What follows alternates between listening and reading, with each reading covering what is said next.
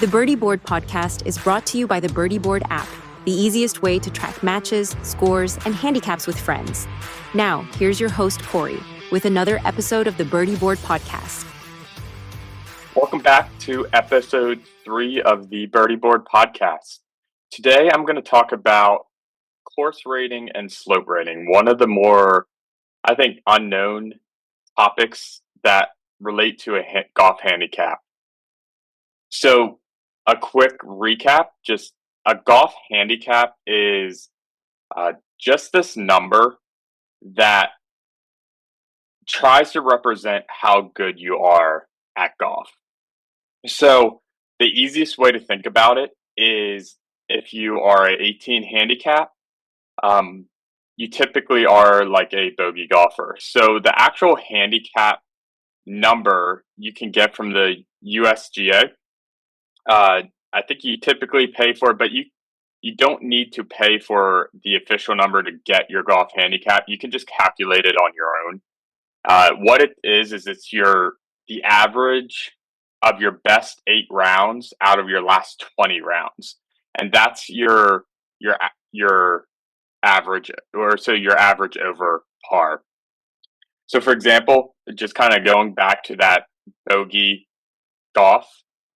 If your best 8 rounds is bogey golf, so you just get a bogey every hole or on average every hole, that's going to mean you're probably going to have an 18 handicap. A common misconception or misunderstanding with handicaps is it's your average round over par. It's not your average. It's your top 8 out of your last 20. So what that means is, 8 out of 20 is about 40%. So you should be shooting a bogey golf round 40% of the time you go out. So just about every other time you play golf, you should be right around bogey golf. But what that also means is that other round that you didn't shoot bogey golf is typically a lot higher than what your actual score is. So it's really just trying to capture what are you playing on a good day.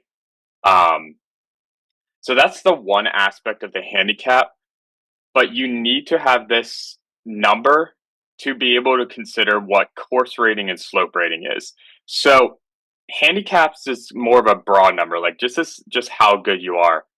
But of course, we play a sport where the playing surface is not the same every single week. So tennis and football and baseball, there's maybe really, really slight variations in their fields, but they're all about the same. A football field is 100 yards long. The difference is maybe grass or turf, but that's about it. Baseball, you're still playing on a diamond. Maybe the outfield distance is different, but that's about it.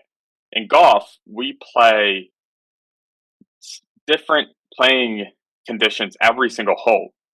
So what that means is that handicap number alone is not going to be enough to help identify how good of a golfer you are. It also depends on the course you are playing. So that's where these two things come in, called course rating and slope rating. So a course rating is what is the expected score for a scratch golfer. So this is if their handicap is 0 under normal circumstances. So this course rating kind of gives you a good idea of how hard is it for a scratch golfer. So if the par for the course is a 72 and the course rating is a 72, then we expect a scratch golfer to shoot a 72 under normal conditions 40% of the time. But a course that is easy for a scratch golfer might not be as easy for like a bogey golfer. So that's where a slope rating comes in. This tries to capture how much harder a course is for a bogey golfer versus a scratch golfer. So for example, a scratch golfer might be able to hit the fairway 60 to 70% of the time, where a bogey golfer gets to hit the fairway maybe 30 to 40% of the time. So imagine a course, we have a straight fairway and tons of rough on each side. Well, whether or not we're in the fairway, a scratch golfer and a bogey golfer isn't going to make much of a difference. If you're not in the fairway, you're just hitting out of some rough, you have a nice second shot in, hopefully, or maybe a nice second shot to set up a nice birdie opportunity for a par five. It's not going to be too bad being off the fairway for a bogey golfer versus a scratch golfer who might be on the fairway. Let's imagine now a more difficult course where you have the same fairway, but instead of it being lined by rough, it's lined by a hazard on the left side and water on the right side. The scratch golfer is still going to be in the fairway 60 to 70% of the time, but the bogey golfer is going to be off the fairway, 60 to 70% of the time. The problem with this course, though, is when you're off the fairway, it is going to be a penalty, most likely, whether you're on the hazard side or the high rough side or water, whatever's off that fairway is going to be more detrimental to the bogey golfer than it would be a scratch golfer. So that's where course rating isn't enough by itself. That's where a slope rating comes in. And that's a number that's trying to calculate how much harder it is for a bogey golfer versus a scratch golfer. Both of these numbers come from the USGA course rating system, and they're established based off the tee box that you decide to play. So these two numbers are the course rating is usually right around what par would be. So like a 69 course rating means it's kind of easier for a scratch golfer, where like a 74 course rating would mean it's really hard for a scratch golfer. It's all relative to that course's par. So I'm just assuming, like a 72 par. A course or a slope rating is a little bit of a different number. It's a higher number. The base, I think, is like 113, and then it can go up to like 154 or as low as somewhere around the hundreds, I believe. But it's more of a weird number, but it's, I guess, come up by some mathematicians to try to capture that, how much more difficult is a course for a bogey golfer. And I'll get into how you can use these numbers in a second. But the thing you can do to find these numbers is they're always going to be on the scorecard. So I have a scorecard pulled up in front of me. And this is pretty common on most scorecards, is you'll see the tee box you're playing, and then usually off to the left or the right of that tee box, you'll see the rating / the slope. So it's going to be like 70.9 / 126. So at this course I'm looking at, the par is 72. So it's saying the rating is 70.9. So a typical scratch golfer should shoot one under par at this course. And the slope is 126. So the average slope is like 113. So it's actually saying, even though this course plays easier for a scratch golfer, it's actually a little harder for a bogey golfer at 126, which is 13 above the average. So these numbers give you an idea of like, okay, how hard of a course is this that I'm about to play? If you're more of a scratch golfer, you look at the course rating. If you're more of a bogey golfer or higher, you're going to look at the slope. So if you're going into a course and the slope rating's like 145, 150, you got to bring some extra golf balls. It's going to be a tough day. Where if you're going into the course and maybe the slope rating's close to 100, then you're like, okay, I have some nice scoring opportunities. It's not going to be too hard for me. You can take all of these numbers, and there's actually a formula that you can connect it back to your handicaps. So you take your handicap, and it's called the World Handicap System formula. And it's not the most straightforward formula in the world, but it is meant to be able to adjust your handicap based off the difficulty of the course that you're playing. So what this formula is trying to get your course handicap number. So you take your handicap, you multiply it by the course slope divided by 113, and then you add the course rating minus par, and then you round it away from 0. Yes, it's complicated. It's tough to communicate over a podcast, but that is the formula. And what you get in the end is your handicap adjusted for the difficulty of the course that you're playing. So, for example, we go back to the scorecard that I had up that had a course rating of 71. If I was a scratch golfer, I'm not getting any strokes. You put that in the formula, I might actually have a -1 course or -1 handicap on this particular course. Let's consider a bogey golfer as an example. So this course slope rating is 126, so a little more difficult than a typical bogey course. So let's say I go into the day with an 18 handicap. I run this formula and it raises me up to a 20 handicap.